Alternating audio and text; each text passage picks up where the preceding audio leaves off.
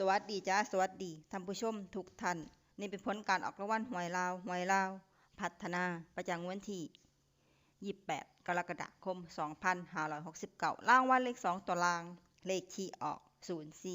0404รางวัลเลข2ตัวบนเลขที่ออก8080รางวัลเลข3ตัวบนเลขที่ออก480480รางวัลเลข6ตัวเลขที่ออก950 480 950 480นี่ก็เป็นผลออกรางวัลหวยลาวพัฒนาประจำงวดที่28กรกฎาคม2569ขอให้โชคดีมีชัยถูกหวยลาวพัฒนาได้รับเงินกันทุกคนด้วยจ้าฝากไว้ได้จ้าซับสไครบ์กดติดตามและเป็นกำลังใจขอขอบคุณทุกท่านที่เข้ามารับชมและรับฟัง